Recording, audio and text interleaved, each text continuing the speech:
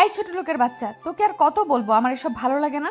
তোকে আমি শুধু বন্ধুর চোখে দেখি, আর কিচ্ছু না। তারপরও কেন এসব নিয়ে পড়ে আছিস? কিন্তু ইভা, আমি তো তোকে বলার আগে গালে আর দুইটা পড়লো। শোন শাহন, বন্ধু আসোস, বন্ধুর মতোই থাক। আর যদি না পারিস তাহলে আর আমার সাথে কথা বলা বা যোগাযোগ করিস না। শাওনের কিছু না বলে সেখান থেকে চলে গেল। কি কিছু বুঝলেন না তো? তাহলে চলেন সব ক্লিয়ার করি। আমি সোহান, এখন তো সবাই শাওন বলেই ডাকে। এবার ইন্টার প্রথম বর্ষের ছাত্র, বাবা মার ছোট ভাই সিয়ামকে নিয়ে আমাদের ছোট পরিবার। আর এতক্ষণ যার থাপ্পড় খাচ্ছিলাম সে হলো আমার বেস্টর নুসরাত জাহান ইভা।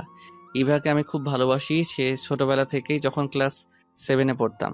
ইভাকে বিভিন্নভাবে বোঝানোর চেষ্টা করি, কিন্তু সে প্রতিবারই আমাকে ইগনোর করে গেছে, কিন্তু আমি হাল ছাড়ি নাই, লেগেই আছি তার পিছে। এই নিয়ে আমি তাকে 7বার প্রপোজ করছি, সে প্রতিবারই আমাকে না করে গিয়েছে। আর আজ যা হলো তা তো দেখলেনি। এখন গল্পে ফেরা যাক। ভাবছি ইভাকে আর ডিস্টার্ব করবো না, বন্ধু আছি, বন্ধুই থাক, না হলে এই অধিকারটা হারাবো। বাড়ি এসে রুমে শুয়ে আছি, কিছুই ভালো লাগছে না। মা এসে 2বার ডেকে গেছে দুপুরে খাবার খাওয়ার জন্য। কি রে, তোর কি কানে চায় না ডাকতেছি যে, নাকি তোর বাবাকে বলবো? বাবার কথা শুনে আমি তাড়াতাড়ি বিছানা থেকে উঠে পড়ি। মা তুমি যাও, আমি ফ্রেশ হয়ে আসতেছি। নিচে বাবাকে বলতে হবে না? এত করে ডাকলাম, উঠলে না, আর এখন বাবার কথা শুনতেই। মা যাও তো, আমি আসছি। ফ্রেশ হয়ে নিচে গিয়ে দেখি বাবা খেতে বসেছে। আমাকে দেখে বাবা বলল, বস, আজ এত তাড়াতাড়ি চলে আসলি যে? বাবা শরীরটা ভালো লাগছে না, তাই চলে আসলাম। তো এখন কেমন লাগছে? জি বাবা, ভালো। ইভা রাতে শুয়ে ভাবছে, না, আজ শাওনের সাথে একটু বেশি করে ফেলেছি। কালকে কলেজে গিয়ে সরি বলে দিব। বেচারাকে এইভাবে থাপ্পড় মারাটা আমার ঠিক হয়নি। পরের দিন কলেজে যেতে ইভার সাথে দেখা। আমি ইভাকে দেখেও না দেখার ভান করে চলে যেতেছিলাম, তখন ইভা আমাকে ডাক দিল। এই শাওন শোন। কি বলবে বলো? Shaon, I am sorry. ইভাকে থামিয়ে দিয়ে আমি বললাম, ছোট লোকদের সরি বলতে হয় না। আসলে শাওন, কালকে আমার মাথাটা এমনিতেই গরম ছিল, তার উপর আবার তুই এসব বলছিস, তাই কি বলতে কি বলে ফেলেছি আমি নিজেও জানি না। আপনারা ভাবছেন ইভার মাথা গরম ছিল কেন? তাহলে শুনুন। ইভার বান্ধবী সুবাকে একটি ছেলে ডিস্টার্ব করে, আর ইভা তার বান্ধবীরা মিলে ছেলেটাকে উত্তম মধ্যম দিয়েছিল, তাই মাথাটা আগে থেকেই গরম ছিল। আচ্ছা বাদ দাও এসব, চল ক্লাসে যাই। তুই যা, আমি আসতাছি। ইভা চলে গেল ক্লাসে। আমি হারামিগুলোরে খুঁজতেছি। খুঁজতে খুঁজতে পুকুর পাড়ে গিয়ে দেখি হারামিরা বসে আড্ডা দিচ্ছে। আমাকে দেখে তানিম বলল, আসছে বাংলার নবাব এতক্ষণে। এতক্ষণে আসবে না? তার তো আবার ইভার সাথে ডেটিং ছিল। তোরা কি চুপ করবি নাকি আমি আবার চলে যাব? হৃদয় আমার গালে হাত দিয়ে বলল, এখনো তো থাপ্পড়ের দাগ যায়নি, আবার ইভার কাছে গেছোস? তোর বসলাম, ওই না তোদের কাছে। বলেই ক্লাসের দিকে রওনা দিলাম। হারামিগুলো আমার সাথে সাথে ক্লাসে ঢুকলো। পিছনের বেঞ্চে বসে আড্ডা দিচ্ছি। কিছুক্ষণ পর স্যার আসলো। সবগুলো ক্লাস করে বাড়ির দিকে রওনা দিলাম। কলেজ থেকে আমাদের বাড়ি বেশি দূর না, মাত্র 10 মিনিটের পথ, তাই পায়ে হেঁটেই বাড়ির দিকে রওনা দিলাম। কিছুক্ষণ পর পিছন থেকে কে জানি ডাক দিল। এই শাওন দাঁড়া। পিছনে তাকিয়ে দেখি ইভা একটা রিকশায় বসা। ওঠ, রিক্সায় ওঠ। না, আমি হেঁটে যেতে পারবো। বললাম না উঠতে। ইভার রাগি চোখ দেখে আমি আর কিছু না বলে রিকশায় উঠে বসি। তুই কি আমার সাথে এখনো রাগ করে আছিস? মনে মনে ভাবছি, মেয়েরা পারে বটে, এখন রাগ আমার এখনই ঠান্ডা। কি ভাবছিস এত কখন থেকে? কিছু না তো। হয়েছে, আর বলতে হবে না। নাম, এখন তোর বাড়ি এসে গেছি। আমি আর কিছু না বলে বাসায় এসে পড়ি। আমিও বাসায় চলে যাই। মেয়েটা কে ছিল রে? কোন মেয়ের কথা বলছো তুমি? নাকামি করিস না, এতক্ষণ যার সাথে রিক্সায় ঘুরে বেড়ালি। ও তো ইভা। ও, ইভা না হয়ে অন্য কেউ হলে আমার খবর করে ছাড়তো। ইভাকে মা চিনে, তাই কিছু বলেনি। মা, খিদে লাগছে, খাবার দাও। তুই ফ্রেশ হয়ে আয়, আমি খাবার পাচ্ছি। আমি ফ্রেশ হয়ে খেয়ে নিলাম, তার বিছানায় শুয়ে দিলাম একটা ঘুম। বিকাল বেলা তানিমের কলে ঘুম ভাঙলো। কল ধরতেই, এই হারামি, কখন থেকে কল করে যাচ্ছি, তোর ধরার নামই নেই। তাড়াতাড়ি শ্যামলতলি আয়, সবাই বসে আড্ডা দিচ্ছি। 5 মিনিট অপেক্ষা করো, আমি 10 মিনিটে আইতেছি। তারপর ফ্রেশ হয়ে শ্যামলতলি গেলাম। বন্ধুদের সাথে আড্ডা দিয়ে রাতে বাড়ি ফিরলাম। এভাবে চলছিল দিনকাল। দেখতে দেখতে 2টা বছর চলে গেল। এইচএসসি পরীক্ষা চলে এলো। ভালোভাবে পরীক্ষাও দেই, আল্লাহর রহমতে ভালো রেজাল্টও করি। শুধু আমি না, ইভাও ভালো রেজাল্ট করেছে। দুইজনে একই ভার্সিটিতে চান্স চাই এবং ভর্তি হয়, তবে ইভা জানে না। তবে সেদিনের পর থেকে ইভাকে আর ভালোবাসি কথাটা বলিনি, শুধু মনের মধ্যে রয়ে গেল। কি রে, আর কত ঘুমাবি? আজ না তোর ভার্সিটির প্রথম দিন, প্রথম দিনই লেট করবি নাকি? মার কথা শুনে লাফ দিয়ে বিছানা হতে ওঠে। মা, তুমি নাস্তা রেডি করো, আমি আসতেছি। ফ্রেশ হয়ে রেডি হয়ে নিচে গিয়ে দেখি বাবা খাবার টেবিলে বসে আছে। কি ঘুম ভাঙলো? জি বাবা। শুনলাম আজ নাকি কলেজে যাবি। জি বাবা। বাবাকে আমি খুব ভয় পাই, তাই বাবার সামনে বেশি কথা বলি না। নাস্তা করে কলেজে যাওয়ার সময় বাবা একটা চাবি এগিয়ে দিয়ে বলল, এই নে ধর। কিসে চাই বাবা এটা? বাইরে গিয়ে দেখ। বাইরে এসে দেখি একটা বাইক রাখা। বাইকটা দেখে দৌড়ে গিয়ে বাবাকে জড়িয়ে ধরে বলি, আমার সুইট বাবা। মা। হয়েছে হয়েছে, এবার যা। বাইকে উঠে বাইজিতে একটা কল দিলাম। মামা, কই তুই? আমি তো বাসায়। তাড়াতাড়ি নিচে আয়, কলেজে যাব। ও, আপনাদেরকে তো বলতে ভুলে গেছি, 3 হারামিগুলো আমার সাথে ভর্তি হয়েছে। বাইজিৎকে নিয়ে আমি কলেজে চলে আসি। তানিম আর হৃদয়কেও বলেছি চলে আসতে, তারাও এসেছে। সবাই বসে আড্ডা দিচ্ছি, এ সময় ইভা আসলো। ইভাকে দেখে তো আমি পুরাই ফিদা হয়ে গেলাম। এ তো সাক্ষাৎ পড়ি। ইভাকে দেখে আবারও ক্রাশ খেলাম। কিরে তোরা এখানে? ইভা জানতো না আমরা এখানে ভর্তি হয়েছি, বাট আমি জানতাম। আমারও তো একই প্রশ্ন, তুই এখানে? তুই তো আগে বললি না এই কলেজে ভর্তি হইছস। তোকে বলে তো আর তুই এই কলেজে ভর্তি হতি না। কিছু বললি? না তো, ক্লাসে চল। আমরা সবাই ক্লাসে চলে গেলাম। ক্লাসে গিয়ে তো আমি পুরাই অবাক। তুই এখানে? রিক্তা আমার ফ্রেন্ড, আমার সাথে এসএসসি দিয়ে ময়মনসিংহ চলে গেছিল তার মামার বাড়িতে। সেখান থেকেই এইচএসসি পাস করেছে। রিক্তা আমাকে দেখে চিৎকার দিয়ে শাওন বলে জড়িয়ে ধরলো। আপনাদের বলে রাখি, রিক্তা আগে থেকে আমার প্রতি কিছুটা দুর্বল। কতদিন পর তোর সাথে দেখা, প্রায় 2 বছর, আর তোর নাম্বার বন্ধ কেন? আরে আস্তে আস্তে, আমার নাম্বার চেঞ্জ করেছি, তাই তুই কলে পাসনি। এরই মাঝে স্যার চলে আসলেন এবং প্রথম দিনের ক্লাস তাই পরিচয় পর্ব দিয়ে শুরু করলেন। প্রথমে স্যার তার পরিচয় দিলেন, তারপর একে একে সব ছাত্ররা পরিচয় দিল। ক্লাস শেষে ক্যাম্পাসে কিছুক্ষণ বন্ধুদের সাথে আড্ডা দিয়ে বাসায় আসার সময় হঠাৎ পিছন থেকে কে যেন বলে উঠল, কিরে বাইক কবে কিনলি? আমি পিছনে তাকিয়ে দেখি ইভা। আজকেই বাবা গিফট করলো। তো আমাকে কি লিফট দিবি না? কি তোকে না করেছি? ওঠ। ইভার বাসায় নামিয়ে দিয়ে আমি বাসায় চলে আসি। তারপর থেকে প্রায়ই আমি ইভাকে ড্রপ করে বাড়ি দিয়ে আসতাম। কলেজ, বাড়ি আর আড্ডা এইভাবে কেটে যায় আর 3টা মাস। সকালবেলা ফোনে রিংটোনে ঘুম ভাঙলো। রিসিভ করতেই, হারামি, তোর না 9টায় ক্যাম্পাসে থাকার কথা? সরি, এখন কয়টা বাজে? কয়টা বাজে মানে? 9টা 30 বাজে। হৃদয়ের কথাটা শুনে আমার ঘুম চলে গেল। ফ্রেশ হয়ে নাস্তা না করে ক্যাম্পাসে চলে আসি। এসে দেখি সব ব্যবস্থা করাই আছে। আসলে আজকে হৃদয় এবার বান্ধবী শুভাকে প্রপোজ করবে, তাই এত কিছু। হৃদয় এবং শুভা দুইজনকে মনে হয় ভালোবাসে, কিন্তু এই ডাইনির জন্য কিচ্ছু করতে পারে না।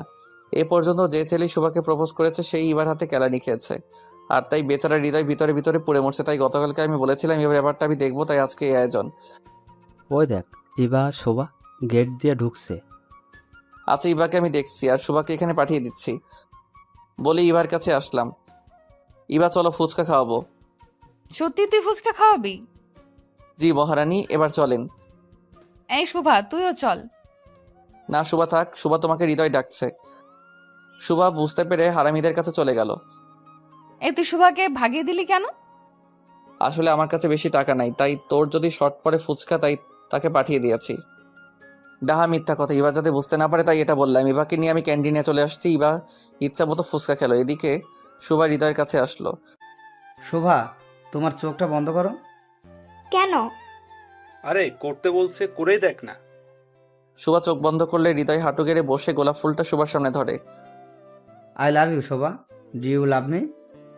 শুভা চোখ খুলে তো অবাক, ক্যাম্পাসে সবার সামনে এভাবে প্রপোজ করে, কি বলবে বুঝে উঠতে না পেরে আই লাভ ইউ টু। সবাই হাততালি দিয়ে উঠলো।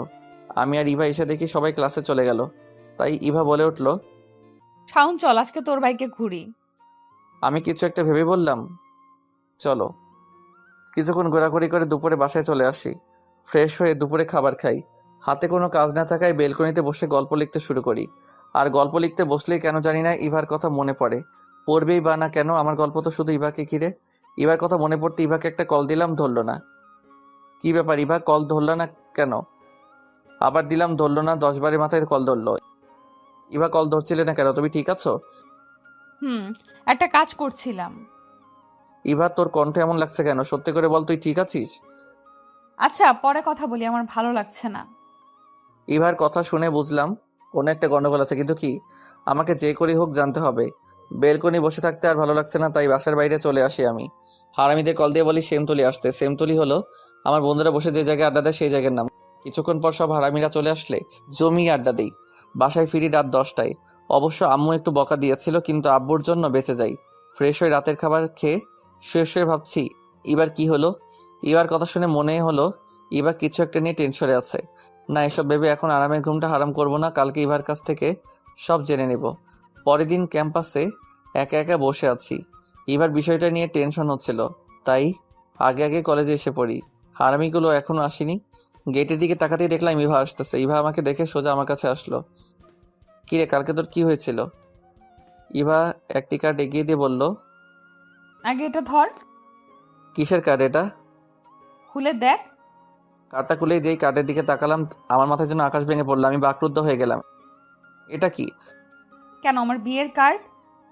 কই, আগে তো কিছু জানাসনি। আসলে কালকে কলেজ থেকে বাড়ি ফিরেই দেখি আমাকে নাকি দেখতে আসবে আর পছন্দ হলে আংটি পরাবে। ছেলে আমাকে দেখে পছন্দ করে, আর ছেলে 1 মাস পর অস্ট্রেলিয়া চলে যাবে, তাই বিয়ের ডেটটা এত তাড়াতাড়ি দিয়েছে। তুই বিয়েতে রাজি? আসলে প্রথমে একটু রাগ হয়েছিল এত তাড়াতাড়ি বিয়ে, তারপর ভাবলাম বিয়ে তো একদিন করতেই হবে, তাই রাজি হয়ে যাই। আচ্ছা তুই থাক, আমি যাই, সবাইকে কার্ড দিতে হবে। ইভা চলে গেল আর আমি বসে বসে চোখের জল ফেলছি। ইভা, তুই একটিবার আমার কথা ভাবলি না? আমি যে তোকে ছাড়া অচল। আমি যদি তোকে না পাই তাহলে তো আমার জীবন অপূর্ণ থেকে যাবে। এসব কথা ভাবছি আর চোখের জল ফেলছে। কিছুক্ষণ পর বন্ধুরা এসে দেখে আমি কাঁদতেছি। কিরে, কি হয়েছে? কাঁদতেছিস কেন? কি রে, বল কি হয়েছে? কে কি বলেছে? এবার বিয়ে ঠিক হয়ে গেছে। মুহূর্তের মধ্যে সবার মুখ কালো হয়ে গেল। কি বলিস? কবে বিয়ে? 1 সপ্তাহ পর। তুই যে ইভাকে ভালোবাসিস এ কথা ইভাকে বলিসনি? না রে, এঙ্গেজমেন্ট হয়ে গেছে। 1 সপ্তাহ পর বিয়ে। কি করি এখন, এসব বলি? আচ্ছা, ক্লাসে চল, পরে দেখা যাবে। না রে, তোরা যা, আমি বাসায় যাব। আচ্ছা, সাবধানে যাইস। বাসায় এসে রুমে শুয়ে কাঁদতে কাঁদতে কখন যে ঘুমিয়ে গেছে মনে নেই। বিকালে বন্ধুরা শ্যামলতলি যাওয়ার জন্য বলেছিল, আড্ডা দেওয়ার জন্য, কিন্তু আমি যাইনি। দেখতে দেখতে কেটে গেল আরও 3টা দিন। আমি এই 3 দিনে কলেজে যাইনি, ঠিক মতো খাওয়া দাওয়া করিনি, একেবারে ভেঙে পড়ি। আজ বন্ধুরা সবাই এসেছে আমায় দেখতে। কিরে, তুই কলেজে যাস না কেন? আরে, মেয়ে একটা গেলে 10টা পাবি। আমি তো ইভাকে বলতে পারবো না রে। এভাবে আর চলতে দেওয়া যায় না, কিছু একটা করতে হবে। কিছুক্ষণ আড্ডা দিয়ে বিকালের দিকে বন্ধুরা চলে যায়। রাতে খাবার টেবিলে সবাই খেতে বসলাম। এ সময় বাবা বলে উঠলো, কি রে, ইবা মামুনির বিয়ে তুই তো একবারও বলিসনি। ও বলা হয়নি। ইভার বাবা আর আমার বাবা ছোটকালের বন্ধু। ইভাকে বাবা খুব আদর করে। শোন, কালকে আমরা সবাই রহিমের বাড়ি যাব। রহিম হলো ইভার বাবা। আমি যেতে পারবো না। কিভাবে যাব? নিজের ভালোবাসার মানুষকে অন্য কেউ নিয়ে যাবে, এটা আমি নিজ চোখে দেখতে পারবো না। কেন, ইবার সাথে ঝগড়া করেছিস? আমি কোনো কথা শুনতে চাই না। কাল ইবার গায়ে হলুদ, আমাদের সবাইকে যেতে হবে। বাবা কথাটা বলে উঠে গেলেন। পরের দিন বিকালে ইভাদের বাড়ি যাই। গিয়ে দেখে হারামিগুলোও এখানে। মন চাইছিল সব কয়টাকে কুচি কুচি করে নদীতে ভাসিয়ে দেই। আমি কষ্টে মরি আর সারা রাত নাচতে নাচতে বিয়া খেতে এসেছে। কিছুক্ষণ পর বন্ধুরা আমার কাছে এলো। কি রে, জিএফের বিয়ে খাতে আইসস? বলেই হারামিরা কি হাসি দিল। রাগে আমার গা জ্বলে যাচ্ছিল। তোর মোবাইলটা দে তো। আমি আমার মোবাইলটা দিলাম হৃদয়কে। শালা শেয়ারে কি জানি নিল, তারপর আমাকে মোবাইলটা দিয়ে বলল, আচ্ছা, তোর জিএফের বিয়ে তুই খা, আমরা গেলাম। বলে হারামিরা আমাকে রেখে চলে গেল। যাক, ভালো হয়েছে। হারামিরা এমন কথা বলতো, এতে আমার কষ্ট আরো বাড়তো। আমি ইভার রুমে গিয়ে দেখি ইভাকে গায়ে হলুদের সাজ সাজাচ্ছে। আমাকে দেখে ইভা বলে উঠলো, শাওন, আমাকে কিরকম লাগছে? অসম্ভব সুন্দর, যেন আকাশ থেকে নেমে আসা কোনো হলুদ পরি, যার চোখের দিকে তাকিয়ে কয়েক যুগ পার করে দেওয়া যাবে, তবুও তাকে দেখা শেষ হবে না। আমাকে থামিয়ে দিয়ে ইভা বলল, হয়েছে হয়েছে, আর বলতে হবে না। বলতে কই দিলি তুই? ইভার সাথে আর কিছুক্ষণ কথা বলে চলে আসি। কথা বলে বুঝলাম ইভা বিয়াতে খুব খুশি। আমার যে কষ্টে ভিতরটা ফেটে যাচ্ছে তা বুঝতে দিলাম না। রাত 8টায় গায়ে হলুদের অনুষ্ঠান আরম্ভ হয়। আমার খুব কষ্ট হচ্ছিল, তাই বাহিরে চলে আসি। দোকান থেকে 1 প্যাকেট সিগারেট কিনলাম। আগে কখন সিগারেট খাইনি, শুনেছি সিগারেটের ধোয়ার সাথে নাকি মনের কষ্ট উড়ে যায়। এক টান দিতে কাশতে কাশতে দম শেষ। তারপরও খেলাম। তারপর ইভাদের বাড়ি না গিয়ে আমাদের বাড়ি চলে আসি। আমার মোবাইলটা অফ করে রাখি। তারপর রুমে বসে একটার পর একটা সিগারেট খেতে থাকি। রাতটা কোনো মতে পার করি। সকাল 8টায় ঘুম ভাঙলে মোবাইলটা অন করি। মা 200 মিস কল, সবগুলো দিয়েছে বাবা মা আর ইভা। আপনারা ভাবছেন মোবাইল বন্ধ থেকে কিভাবে দেখলাম 200 মিস কল? আরে ভাই, আমার মোবাইলে মিস কল অ্যালার্ট চালু করা। মোবাইলটা খাটে রেখে ফ্রেশ হতে গেলাম। ফ্রেশ হয়ে এসে দেখি আবার বাবা 5টা কল দিয়েছে। মোবাইলটা হাতে নিতেই আবার বাবার কলটা ধরতেই, এই হারামজাদা, কখন থেকে কল করছি, ধরিস না কেন? জি বাবা, ওয়াশরুমে ছিলাম। কই তুই এখন? কালকাতে মানুষের হাঙ্গামায় ভালো লাগছিল না, তাই আমাদের বাসায় চলে আসি। ভালো লাগছিল না তো আমাদের বলে যেতে পারতি। আর শোন, তাড়াতাড়ি তুই রহিমের বাসায় আয়। জি বাবা, আসতেছি। ইচ্ছা না থাকা সত্ত্বেও যেতে হলো। বিয়ে বাড়িতে সবাই কত আনন্দ করছে, সবাই কত খুশি, শুধু আমি একাই শুধু কষ্ট পাচ্ছি। তাই ছাদে এসে একা একা বসে মোবাইল টিপতেছে। নিচে অনেক হাঙ্গামার শব্দ শোনা যাচ্ছে, তাতে আমার কি, আমি মন মরা হয়ে বসেই আছি। কিছুক্ষণ পর বাবা মা আঙ্কেল ছাদে আসলেন। আঙ্কেল মানে ইভার বাবা। বাবা আমার কাছে এসে বলে উঠলো, তুই কি এবাকে ভালোবাসিস? বাবা এই কথা শুনে তো আমি পুরো অবাক হয়ে যাই। কি রে, কথা বলছিস না কেন? না বাবা, আমরা তো শুধু বন্ধু আর কিছু না। তাহলে এসব কি? আমার আর ইভার কিছু ক্লোজ ছবি দেখিয়ে, আর ইভা আমার ফ্রেন্ড, একসাথে ছবি তুলতেই পারি। দেখ জসিম, এই সামান্য বিষয় নিয়ে যারা বিয়ে ভেঙে দেয় তাদের কাছে আমার মেয়ে দিব না। বাবা আমাকে একদিকে নিয়ে বলল, তুই কি কাউকে ভালোবাসিস? কি না বাবা। আচ্ছা বুঝলাম, এখন বল তোর ইভাকে কেমন লাগে, মানে ইভা মেয়ে হিসেবে কেমন? জি বাবা, খুব ভালো, লক্ষ্মী মেয়ে একটা। কিরে রহিম, বলেছিলাম না আমি থাকতে তোর কোনো চিন্তা নাই? বাবা আঙ্কেলের কাছে এসে বললো, বাবা আমার হাতটা ধরে একটা রুমে নিয়ে গেল এবং একটা প্যাকেট দিয়ে বললো, এটা পরে নিচে আয়। বাবা কি হচ্ছে এসব? আমি তো কিছুই বুঝলাম না। বাবা আমার হাতটা ধরে বলল, ইভার বিয়েটা ভেঙে গেছে, তারা কিছুক্ষণ আগে ফোন করে না করে দিয়েছে। বাবা কিছুক্ষণ দম নিয়ে আবার বলতে শুরু করলো, বাবা, আমি তোকে না জানিয়ে একটা কাজ করে ফেলেছি। কি কাজ বাবা? আর তুমি এভাবে বলতেছো কেন? ইভা মামুনির সাথে তোর বিয়ে হবে এখন। আমি রহিমকে কথা দিয়ে ফেলেছি, তুই না করিস না বাবা। বাবার কথা শুনে আমি হাসবো না কাঁদবো কিছুই বুঝতেছি না। সবকিছু যেন আমার মাথার উপর দিয়ে গেল। আমি বললাম, বাবা ইভা কি রাজি হবে? রহিম বলেছে ইভাকে রাজি করাবে। ঠিক আছে। এরই মধ্যে হারামিরা চলে এসেছে। এই তোমরা শাওনকে নিয়ে নিচে আসো, আমি যাই। বলেই বাবা চলে গেল। কি রে, কেমন দিলাম? মানে বিয়েটা তোরা ভাঙাইছস? আজ্ঞে হ্যাঁ। বন্ধু বল না, এত বড় কাজ কিভাবে করলি? শুন, তোর কাছ থেকে কালকে মোবাইল নিয়েছিলাম, মনে আছে? তোর মোবাইল থেকে তোর আর ইভার কিছু ক্লোজ ছবি নিয়েছিলাম, আর এই ছবি ইভার হবু বরকে দেখিয়েছি। ব্যাস, কাজ হয়ে গেছে। তোরা এটা না করলেও পারতি। কি বললি? ঠিক আছে, জামাইকে ফোন করে আসতে বলি। আরে না, আমি তো মজা করছিলাম। তবে রে হারামি, বলে বন্ধুরা আমাকে মারতে শুরু করলো। বর্ষে যে নিচে গেলাম বন্ধুদের সাথে, কাজী কবুল বলতে বলতে সাথে সাথে কবুল বলে ফেলি। যাক, এবার আর চিন্তা নেই। বিয়ার কাজ শেষ হলে ইভাকে আঙ্কেল গাড়ি পর্যন্ত নিয়ে এসে আমার হাতে তুলে দিলেন। তখন আমার কি যে ভালো লাগছিল তা আপনাদের বলে বোঝাতে পারবো না। গাড়িতে বসে ভাবছি কি কপাল আমার, গেলাম বিয়ে খেতে আর আসলাম বউ নিয়ে। এসব ভাবছি আর মনে মনে হাসি। বাসায় এসে মা ইভাকে বরণ করে নিল। হারামিরাও আছে আমার বাসায়। 2000 টাকা দে তো। আমার কাছে তো টাকা নাই। আচ্ছা, লাগবো না। হৃদয়, তুই শাওনকে নিয়ে ছাদে যা, আমি না বলা পর্যন্ত রুমে আসবি না। আমি আর হৃদয় ছাদে বসে আড্ডা দিচ্ছি। কিছুক্ষণ পর বাইজিদার তানিম এলো। চল, ভাবি তোর জন্য বসে আছে। তারপর হারামিরা আমার রুমের সামনে নিয়ে আসে। শোন, বিড়াল কিন্তু ভালো করে মারিস। তুই না পারলে আমাকে বলিস। বাকশালারা। রুমে এসে দরজাটা লাগিয়ে দিয়ে ইভার দিকে তাকাতে দেখি ইয়া বড় একটা ঘোমটা দিয়ে বসে আছে।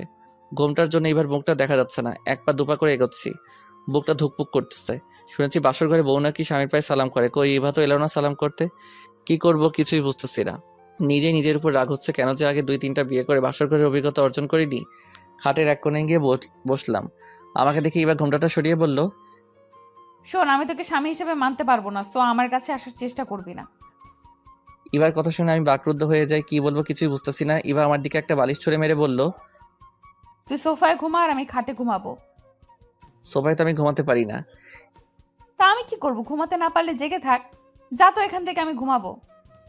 কি আর করব, মনে একরাশ কষ্ট নিয়ে সোফায় শুয়ে পড়লাম। বাসর ঘর নিয়ে জীবনে কত স্বপ্ন দেখেছি, শেষ পর্যন্ত কিনা আমাকে সোফায় ঘুমাতে হলো। ভাবতেই চোখে জল চলে এলো। সকালবেলা ঘুম ভাঙতে চোখ খুলে দেখি বউ আমার গোসল করে এসে আয়নার সামনে বসে মাথার চুল আঁচড়াচ্ছে। প্রতিদিন সকালে ঘুম ভাঙতে ইভাকে দেখতে পারবো ভাবতেই ভালো লাগে। এভাবে চেয়ে আছিস কেন? আমার বউকে দেখছি। আমি না তোকে বললাম আমি তোকে স্বামী হিসেবে মানি না? সো আমাকে এসব বউটও ডাকবি না। শোয়া থেকে উঠে ফ্রেশ হয়ে ইভাকে নিয়ে নিচে গেলাম। আমাদের দেখে সবাই হা হয়ে তাকিয়ে আছে, যেন আমরা ভিন্ন গ্রহের এলিয়েন। আমাদের আর কোনোদিন দেখিনি। বাহ, তোদেরকে খুব মানিয়েছে। দেখতে হবে না কার ছেলে আর ছেলের বউ? ছেলে কি তোমার একার নাকি? আরে তোমরা ঝগড়া থামাবা, আমি তোমাদের দুজনেরই ছেলে। এখন খেতে দাও। মা আপনিও বসে পড়েন, আমি বেড়ে দেই। আচ্ছা ঠিক আছে, তুমিও বসে পড়ো। খাবার টেবিলে বসে ইভা কি সুন্দর ব্যবহার। বলে কি মেয়ে, এটা দিব তোমাকে, এটা একটু নাও। সবার সামনে কি সুন্দর করে কথা বলে। আমি তো শুনে পুরাই শক। বিকালে বন্ধুদের সাথে আড্ডা দিতে গেলাম। কিরে, বাসুরাত কেমন কাটলো? বেয়াল কি মারছিলি? আরে দূর, রাতে কিছুই হয়নি। তারপর বন্ধুদের সবটা বললাম। আমার কথা শুনে বন্ধুদের সে কি হাসি।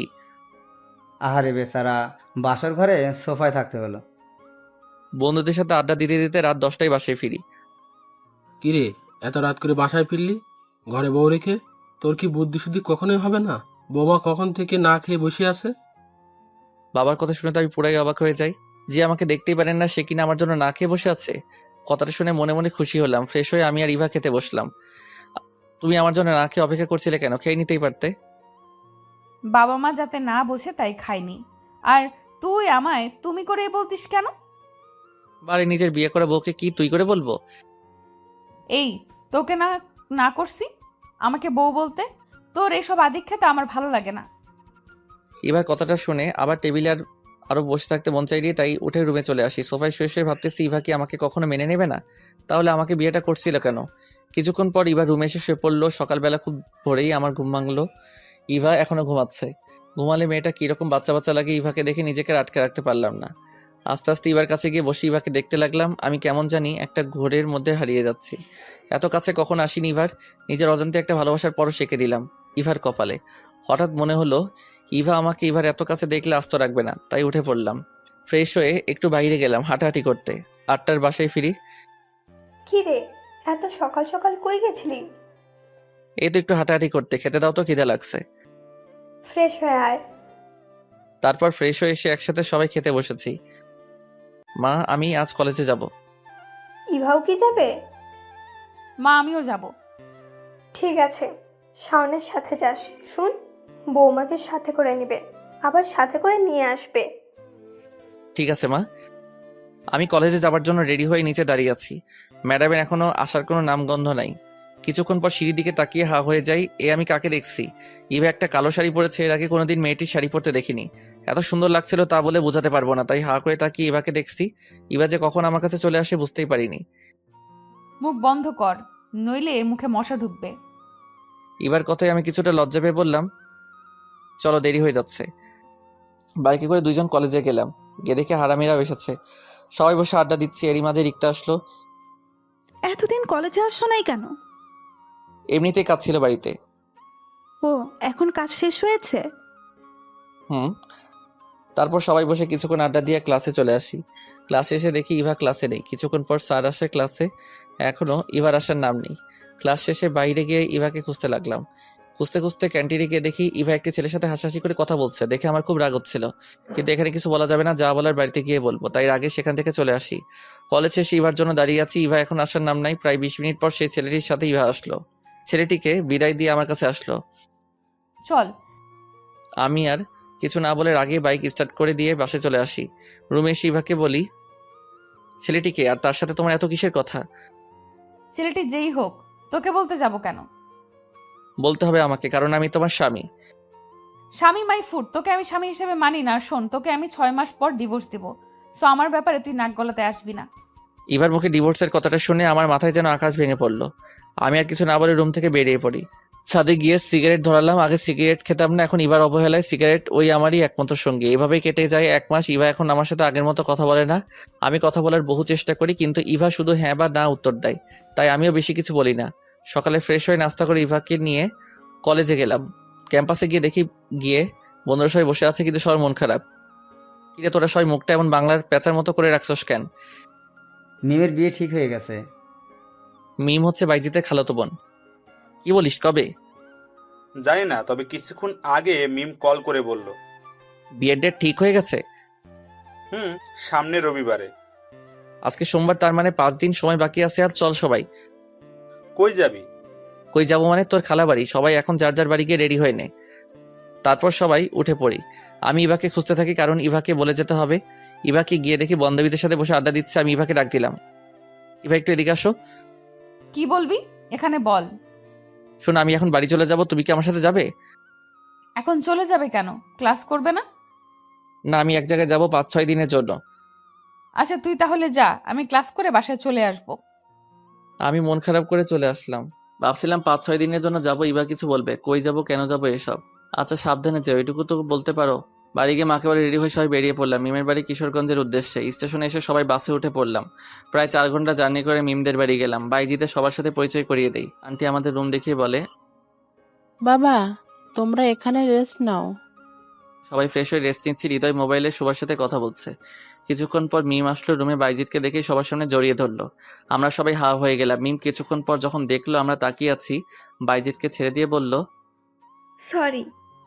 সমস্যা নাই, আপনারা কন্টিনিউ করতে পারেন। বলে আমরা রুম হতে বেরিয়ে পড়ি। রাতে খাবার খেয়ে সবাই রুমে আসি। বাইজিৎ, আমার মিমের সাথে কিছু কথা আছে, চল মিমের রুমে। তারপর আমি আর বাইজিৎ মিমের রুমে যাই। মিম, আমি তো কিছুই বুঝলাম না। আপনি বাইজিৎকে ভালোবাসেন, তাহলে বিয়েতে রাজি হলেন কেন? আসলে বাবা আমাকে না জানিয়ে আমার বিয়া ঠিক করেছে। তাহলে জানার পর আঙ্কেলকে কিছু বলেন না কেন? আমি বাবাকে খুব ভয় পাই, আর বাবাকে বাইজিতের কথাটা বলতে পারিনি। আচ্ছা আপনি এখন কি চান? আমি বাইজিতকে ছাড়া বাঁচতে পারবো না। আচ্ছা আমরা আছি, সব ঠিক করে দিব। বলে আমি আর বাইজিৎ রুম মধ্যে চলে আসি এবং সবাইকে সব বললাম। সব তো বুঝলাম, এখন বাইজিৎ তুই তোর আঙ্কেলকে বলতে পারবি? না ভাই, আঙ্কেল খুব রাগী, আমি বলতে পারবো না। আরে এদের দিয়ে কিছু হবে না, যা করার আমাদের কি করতে হবে। অনেক রাত হয়েছে, এখন সবাই ঘুমা। তারপর সবাই ঘুমিয়ে পড়ি। সকালবেলা ঘুম ভাঙতে ইবার কথা মনে পড়লো। প্রতিদিন ঘুম থেকে উঠে ইবাকে দেখতাম। আজ ইবাকে দেখতে না পেয়ে মন খারাপ করে বসে আছি। কিরে মন খারাপ করে বসে আছিস কেন? না এমনি, আর কই মন খারাপ। এবার কথা মনে পড়ছে তাই না? আমি মাথা নেড়ে হ্যাঁ জানালাম। বন্ধুরা এমনই হয়, মুখ দিয়ে কিছু বলতে হয় না, চোখ দেখেই সব বলে দিতে পারে। মন খারাপ করিস না, দেখিস সব ঠিক হয়ে যাবে। তারপর ফ্রেশ হয়ে সবাই মিলে ঘুরতে গেলাম। কিশোরগঞ্জের পাগলা মসজিদ, সোলাগিয়া ঈদগাহ মাঠ ও গুরুদয়াল কলেজে ঘুরলাম। গুরুদয়াল কলেজের অনেক নাম শুনেছি, এখানে নাকি রাষ্ট্রপতিও লেখাপড়া করেছে, তাই এই কলেজটা দেখার খুব শখ ছিল। কিছুক্ষণ ঘোরাঘুরি করে মিমদের বাড়ি গেলাম। এখনো মিমের বাবাকে বাইজিদের কথা বলা হয়নি, তাই সবাই বসে প্ল্যান করতেছে কিভাবে বলা যায়। এভাবে কেটে গেল আর 2টা দিন, এখনো আঙ্কেলকে বলা হয়নি। আঙ্কেলের যা রাগী মানুষ, এই 3 দিনে বুঝেছি, তাই কেউ বলার সাহস পাইনি। অবশেষে আজ সিদ্ধান্ত নিয়েছি সবাই মিলে আজই বলবো।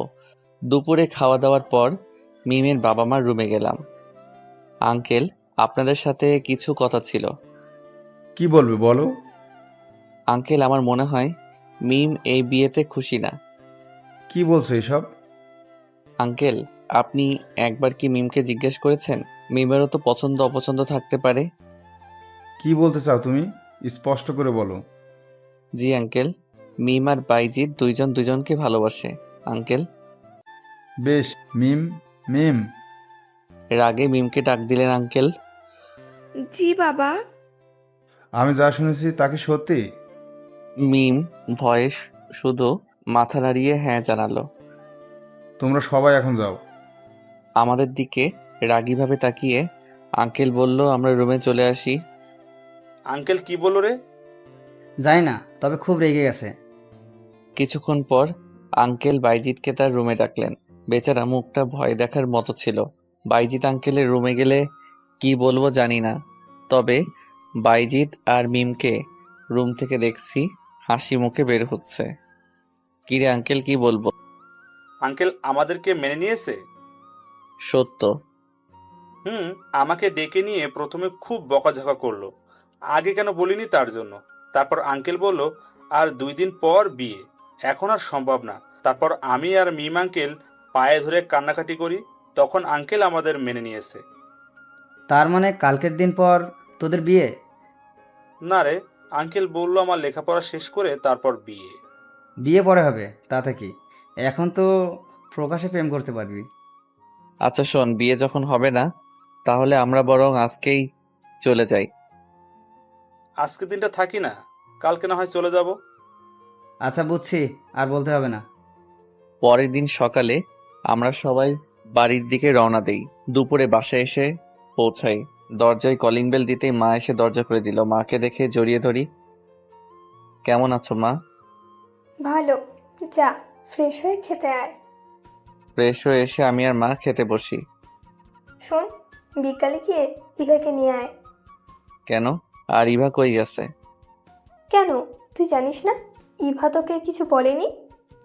না, ইভা তো কিছু বলেনি আমাকে। তুই চলে যাওয়ার পর তো ইভাও তার বাড়িতে চলে গেছে। তোমাকে বলে যায়নি? বললো তো, তুই নাকি বলেছিস যেতে। আচ্ছা, বিকালে গিয়ে নিয়ে আসবো। অনেক জার্নি করেছি, তাই রুমে গিয়ে শুইতেই এক ঘুম। বিকালে মায়ের ডাকে ঘুম ভাঙলো। কি রে, তুই না ইভাকে আনতে যাবি? আচ্ছা, তুমি যাও, আমি ফ্রেশ হয়ে যাচ্ছি। তারপর ফ্রেশ হয়ে বাইকটা নিয়ে ইভাদের বাড়ি গেলাম। অনেক দিন বাইকটা ধরা হয়নি, তাই বাইকেই গেলাম। কলিং বেল বাজাতেই শাশুড়ি আম্মা দরজা খুলে দিলেন। আমি শাশুড়ি আম্মাকে সালাম করলাম। তারপর শাশুড়ি আম্মার সাথে কিছুক্ষণ কথা বলে ইভার রুমে গেলাম। গিয়ে দেখি ইভা শুয়ে আছে, তাই ইভার পাশে গিয়ে বসলাম। এই কয়দিন ইভাকে দেখতে পারিনি, তাই মন ভরে দেখতে লাগলাম। হঠাৎ কারো শব্দে আমার ধ্যান ভাঙলো। তুই কখন এলি? এই তো কিছুক্ষণ হলো। রেডি হয়ে নাও, মা পাঠিয়েছে তোমাকে নিয়ে যেতে। আচ্ছা তুই নিচে যা, আমি রেডি হয়ে আসতেছি। আমি নিচে গিয়ে শাশুড়ি আম্মার সাথে বসে কথা বলতেছি। কিছুক্ষণ পর ইভা আসলো। আমি ইভাকে নিয়ে বাইকে করে বাসায় চলে আসি। পরের দিন ইভাকে নিয়ে কলেজে যাই। আমার সাথে বাইকে ইভাকে দেখে রিক্তা বলল। মেয়েটা কে ছিল শাওন? তারপর রিক্তাকে ইভার কথা সব বলে কেঁদেই দিলাম। এ ব্যাপার। আচ্ছা শোনো, আমার কাছে একটা বুদ্ধি আছে, এটা কাজে লাগাতে পারলেই ইভা তোর জন্য পাগল হয়ে যাবে। কি করতে হবে বলো, ইভার জন্য সব করতে পারবো। তাহলে শোন। রিক্তা কি বলেছে গল্পের সাথে থাকেন, জেনে যাবেন। এতে যদি হিতে বিপরীত হয় আর আমাকে ভুল বুঝে? আরে পাগল, তুই তাকে বলে দিবি, আর আমি তো আছি। আচ্ছা ঠিক আছে। তারপর কিছুক্ষণ আড্ডা দিয়ে ক্লাসে গেলাম। সব ক্লাস শেষ করে বাসায় চলে আসলাম। বিকেলে শ্যামলতলি গেলাম বন্ধুদের সাথে আড্ডা দিতে। তাদের বললাম আমার আর রিক্তার প্ল্যানটা, তারাও সম্মতি দিল। কিছুক্ষণ বন্ধুদের সাথে আড্ডা দিয়ে বাসায় চলে আসি। রাতে খাবার খেয়ে রুমে আসি। ইভাও আসে। ইভা শোন, 6 মাস পর তো আমাদের ডিভোর্স হয়ে যাবে, তাই না? কিন্তু হঠাৎ এ কথা কেন? না মানে এমনি। আচ্ছা শোন, তাহলে আমাদের যে বিয়ে হয়েছে এটা কলেজের কাউকে আর বলিস না। তুই তোর বান্ধবীদেরও না করিস কাউকে বলতে, আর আমিও আমার বন্ধুদের বলবো। আচ্ছা ঠিক আছে। সকালে কলেজে যাওয়ার সময় ইভা আমার বাইকে উঠবে এমন সময়। ইভা শোন, তুই একটা রিক্সা করে কলেজে চলে যা, আমার একটা কাজ আছে, কাজটা করে কলেজে আসবো। ইভা কখনো ভাবেনি আমি ইভাকে এভাবে না করে দিব। আচ্ছা যা। তারপর আমি বাইক নিয়ে ইভাকে রেখে চলে আসি। রিক্তাকে কল দিলাম। কই তুই? বাসার নিচে রিক্সার জন্য দাঁড়িয়ে আছি। আচ্ছা 5 মিনিট অপেক্ষা কর, আমি আসতেছি। তারপর আমি রিক্তাকে বাইকে করে নিয়ে কলেজে চলে আসি। ক্যাম্পাসে ঢুকতেই দেখি ইভা তার বান্ধবীদের সাথে বসে আড্ডা দিচ্ছে। আমি রিক্তাকে নিয়ে সোজা ক্যাম্পাসে ঢুকি। ইভা আমাদের দেখে হাঁ করে তাকিয়েছিল। আমরা বন্ধুদের সাথে না গিয়ে আমি আর রিক্তা আলাদা বসে আড্ডা দিচ্ছি। ক্লাস শুরু হলে সবাই ক্লাসে চলে গেল, কিন্তু আমি রিক্তা ক্লাসে যাইনি। এদিকে ইভা সারা ক্লাসে আমাকে না দেখে মনে মনে ভাবতে থাকে, শাওন ক্লাস নাই কেন? নিশ্চয়ই ডাইনিটার সাথে আছে। ইভা ক্লাস শেষ করে আমাকে খুঁজতে থাকে। গিয়ে দেখে আমি আর রিক্তা নারিকেল বাগানে বসে আছি, আর রিক্তা আমার মাথায় হাত বুলিয়ে দিচ্ছে। আমাদের দেখেই ইভা আমাদের কাছে এলো। তুই এখানে? তোকে সারা ক্যাম্পাসে খুঁজেছি, ক্লাসও তো করিস নাই। আমাকে খুঁজেছিস কেন? আমার প্রশ্ন ইভা থতমত খেয়ে যায়। না মানে বাসায় যাবো এজন্য। শাওন, এই মেয়েটিকে? আমার কাজিন, আমাদের বাসায় থাকে। আর ইভা, এ হলো রিক্তা, আমার জিএফ। ইভা আমার কথা শুনে আর কিছু না বলে সেখান থেকে চলে যায়। এখন দেখ বাবু, কেমন লাগে? আমাকে খুব জ্বালিয়েছ না? এখন বুঝো ঠেলা। আমরা আর কিছুক্ষণ আড্ডা দিয়ে ক্লাসে চলে যাই। কলেজ ছুটির পর আমি বাইকে বসে আছি, ইভা বাইকে উঠতে যাবে। এ সময় আমি ইভাকে থামিয়ে দিয়ে, ইভা শোন, তুই রিক্সা করে বাসায় চলে যা। রিক্তার দিকে তাকিয়ে বললাম, বাবু ওঠো, আজকে আমরা ঘুরতে যাব। আমার কথা শুনে ইভা মন খারাপ করে চলে গেল। এদিকে ইভা মনে মনে ভাবছে, শাওন আমার সাথে এমনটা করতে পারলো? তার জিএফ এর সামনে আমাকে অপমান করলো। আমি রাতে 10টায় বাসায় ফিরি। ইভা এসে দরজা খুলে দেয় আর বলল, এতক্ষণ কই ছিলে? তা তোকে বলতে হবে? আচ্ছা, ফ্রেশ হয়ে আয়, আমি খাবার দিচ্ছি। শোন, তুই খেয়ে নে, আমি বাইরে থেকে খেয়ে এসেছি। বলেই রুমে চলে আসি। ইভাকে রুমে আসার পর আমি বেলকনিতে গিয়ে রিক্তার সাথে কথা বলা শুরু করি। ইভাকেও দেখছি না, মনে হয় শুয়ে আমাদের কথা শুনছে। তাই প্রায় 2 ঘন্টা প্রেমালাপ করি। 12টায় রুমে আসি। এতক্ষণ কার সাথে কথা বলছিলে? তুই এখনো ঘুমাসনি? আগে আমার কথার উত্তর দে। কার সাথে হবে আবার? রিক্তার সাথে। তো লজ্জা করে না বাসায় বউ রেখে অন্য মেয়েদের সাথে কথা বলতে? ওরে আমার বাবু, আমার তো মনেই ছিল না। শোন, রিক্তা অন্য মেয়ে না, রিক্তা আমার হবু বউ। তোকে ডিভোর্স দিয়ে আমি রিক্তাকে বিয়ে করব। আমার মুখে ডিভোর্সের কথাটা শুনে ইভা থমকে গেল। বাঙালি নারীর বিয়ে একবারই হয়, আর ইভার আগে সেই দিন ডিভোর্সের কথা এমনিতেই বলেছিল। ইভা আমাকে স্বামী হিসেবে মেনে নেয়নি ঠিক, কিন্তু আজ ডিভোর্সের কথা শুনে ইভা যে কষ্ট পেয়েছে আমি তা ঠিক বুঝতে পেরেছি। কষ্ট পাক তাতে আমার কি, আমিও তো কম কষ্ট পাইনি। আমি আর এসব না ভেবে ঘুমিয়ে পড়লাম। পরের দিন কলেজে আমি একাই যাই। ইভা রিক্সা করে কলেজে যায়, আমি রিক্তাকে নিয়ে সোজা ক্যাম্পাসে ঢুকি। আমাদেরকে দেখে এবার বান্ধবীরা ইভাকে বলল, কি রে, শাওনের সাথে মেয়েটাকে? আর তোকে দেখছি 2 দিন ধরে একাই রিক্সা করে আসছিস, তোদের কি কিছু হয়েছে? ইভা বান্ধবীদের সবটা খুলে বলল। তুই কাজটা ঠিক করিসনি, এখন পস্তা। তোর চোখের সামনে দিয়ে তোর স্বামীকে আরেকজন নিয়ে যাবে। ক্লাস শুরু হয়ে আমরা সবাই ক্লাসে চলে যাই। আমি আর রিক্তা 2জন চোখে চোখে কথা বলছি। ইভাকে দেখছে আমাদের দিকে আর চোখে তাকিয়ে আছে ছলছল চোখে। ক্লাস শেষে আমি আর রিক্তা 2জন বাহিরে বসে আছি। রিক্তা, আমার মনে হয় ইভাকে এখন বলে দেওয়া উচিত। তুই কি পাগল হয়েছিস? এখনো তো কিছুই হয়নি। এখনো তো ইভা যে তোকে ভালোবাসে তা বলেনি। আর ভালোবাসলে ভালোবাসার মানুষ অবহেলা করলে যে কতটা কষ্টের তা তোকে বুঝতে হবে না। তুই এত বুঝিস? আগে যদি জানতাম তাহলে আমি তোকেই বিয়ে করতাম। কথাটা বলেই সামনে তাকিয়ে দেখি ইভা দাঁড়িয়ে আছে। আমি আর কিছু না বলে ইভাকে দেখিয়ে রিক্তার কোলে শুয়ে পড়ি। এখানে কি হচ্ছে? দেখছিস না আমরা প্রেম করছি? ইভা আমার কলার ধরে দাঁড় করিয়ে বলল, লজ্জা কর না তোর বউ থাকতে একটা রাস্তার দুশ্চরিত্র মেয়ের সাথে প্রেম করতে? ইভা, রিক্তাকে নিয়ে কোনো বাজে কথা বললে ভালো হবে না বলে দিলাম। একবার না 100 বার বলবো, অন্য স্বামীর সাথে প্রেম করে বাজে মেয়ে না তো কি ধোয়া তুলসী পাতা? ইভা কথাটা বলার সাথে সাথে ঠাস ঠাস করে 2টা বসিয়ে দিলাম। ব্যাস, অনেক হয়েছে তোর নাটক। কিছু বলিনি এতদিন, কিন্তু আর না। বাজে মেয়ে রিক্তা না তুই। আর কিসের স্বামী স্বামী করিস? বিয়ার পরে একটিবার ভালো করে কথা বলেছিস আমার সাথে? বিয়ার পরে কলেজের এক বড় ভাইয়ের সাথে তুই কি করেছিলি? কলেজ ছুটির পরও তো তোর জন্য আমাকে আধা ঘন্টা দাঁড়িয়ে থাকতে হতো। আমি এসব ভুলে গেছি ভাবছিস? তোকে ভালোবাসা তো দূরের কথা, তোকে দেখলে এখন আমার ঘেন্না হয়, ঘেন্না। নেক্সট টাইম আমার ব্যাপারে কোনো কথা বলবি না। এখন দূর হ আমার চোখের সামনে থেকে। এবার চোখ দিয়ে শুধু পানি পড়ছে, আর কোনো কথাই বলছে না। বাবু চল তো এখান থেকে, এসব মেয়েদের দেখলে আমার গা জ্বলে। বলেই আমি রিক্তার হাত ধরে চলে আসি। ইভার সাথে খারাপ ব্যবহার করে আমারও ভালো লাগছে না, তাই রিক্তাকে নিয়ে একটা পার্কে বসি। সরি রে, আমার জন্য এত কিছু হলো আজ। কি বলছিস তুই? আমি সরি, আমার জন্য তোকে এত কথা শুনতে হলো। আর থাপ্পড়টা ওর পাওনা ছিল।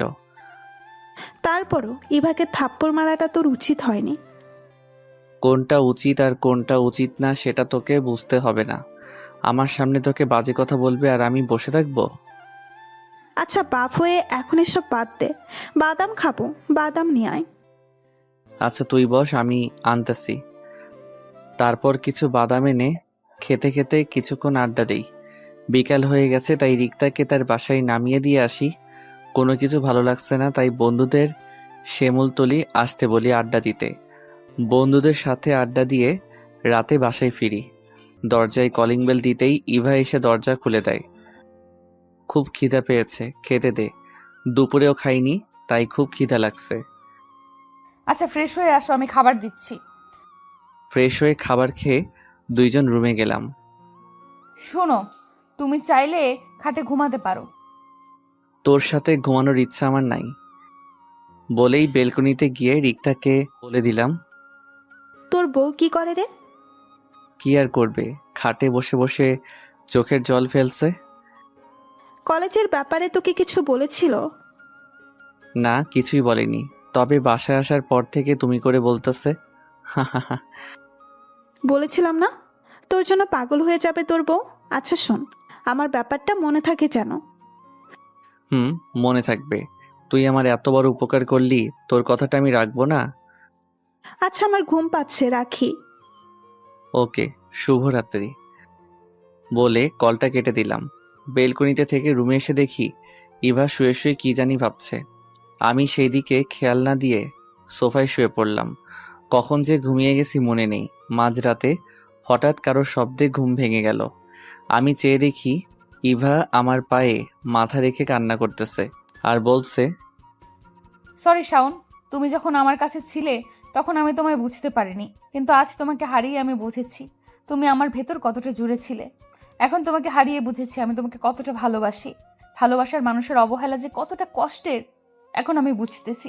তোমাকে খুব অবহেলা করেছি সেই ছোটবেলা থেকে। এখন আমি বুঝতে পারছি তুমি কতটা কষ্ট পেয়েছো। তুমি শুধু একবার ফিরে আসো, আর কোনো দিন তোমাকে হারাতে দিব না। ইভার কথা শুনে খুব ইচ্ছে করছিল ইভাকে জড়িয়ে ধরে বলি, ভালোবাসি তোমায়, খুব ভালোবাসি। কিন্তু না, এখন কিছু বলা যাবে না। তাই আবার ঘুমিয়ে গেলাম। সকালবেলা ইভার ডাকে ঘুম ভাঙল। কি, আমাকে একটু শান্তিতে ঘুমাতেও দিবে না? অনেক বেলা হয়েছে, ওঠো। আর তোমার জন্য কফি বানিয়ে এনেছি, না হলে কফি ঠান্ডা হয়ে যাবে। আজ সূর্য কোন দিক দিয়ে উঠল, তুই আমার জন্য কফি করে আনলি? বারে, আমার বরের জন্য আমি কফি বানিয়ে আনতে পারি না? কি বলছিস, তোর বর?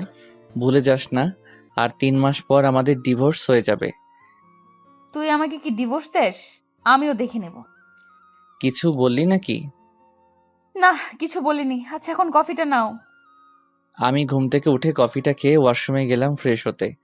ইভার চিল্লাচিল্লিতে ওয়াশরুম থেকে বের হলাম। কি হয়েছে, এভাবে চেঁচাচ্ছিস কেন বলে ফ্লোরের দিকে তাকিয়ে দেখি আমার মোবাইলটা ভেঙে পড়ে আছে। হায় আল্লাহ, এটা কি করলি? আমার মোবাইলটা ভাঙলি কেন? এই তোর মোবাইলে মেয়েদের এত কল কিসের? ইভার আমার কলার ধরে কথাটা বলল। আমি ভাঙা মোবাইলটা হাতে নিয়ে দেখি রিক্তা কল দিয়েছিল। কই এত মেয়ে, রিক্তাই তো কল দিয়েছিল। আর তুই তো জানিস রিক্তা আমার জিএফ। আর তুই কি রিক্তাকে উল্টাপাল্টা কিছু বলেছিস? কি বলেছি তা ওই ডাইনিটার কাছ থেকে জেনে নিস। তাহলে জেনে নিন ইভা কি বলেছিল। আমি যখন ঘুম থেকে উঠে রিক্তাকে একটা SMS পাঠিয়েছিলাম কল দেওয়ার জন্য, আর এটাও বলেছিলাম যে কলটা ইভা ধরবে। আমি ইভাকে জ্বালানোর জন্য রিক্তাকে দিয়ে কলটা করাই। ইভা কল রিসিভ করতেই, বাবু তোমার ঘুম ভাঙলো? শোন, রাস্তা করার দরকার নেই, তাড়াতাড়ি কলেজে চলে আসো, আমি তোমার জন্য বিরিয়ানি রান্না করে আনবো। এই মেয়ে, তোর সমস্যা কি? আমার স্বামীর জন্য আমি থাকতে তুই রান্না করে আনতে যাবি কেন? কি বললি? তোর স্বামী শাওন তো তোকে ডিভোর্স দিয়ে আমাকে বিয়ে করবে, আর 3 মাস পর। শোন ডাইনি, আমার স্বামীর দিকে তুই যদি চোখ তুলেও তাকাস তাহলে তোর চোখ আমি তুলে নেব।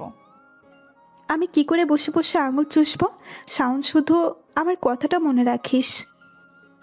ইভা আর কিছু না বলে আছাড় দিয়ে আমার স্বাদের মোবাইলটা ভেঙে ফেলে। এই যা, এইটুকুর জন্য আমার মোবাইলটা ভেঙে ফেললো। আমি আর কিছু না বলে রেডি হয়ে নিচে গেলাম নাস্তা করতে। নাস্তা করে আমি যথারীতিতে ইভাকে রেখে কলেজে গেলাম। গিয়ে দেখি বন্ধুরা বসে আড্ডা দিচ্ছে, তাই তাদের সাথে বসলাম। কিরে, তোর কি অবস্থা? আজকাল তো ক্যাম্পাসে আমাদের সাথে বসিসই না, তা আজ কি মনে করে? তোরা তো জানিস আমি একটা মিশনে আছি।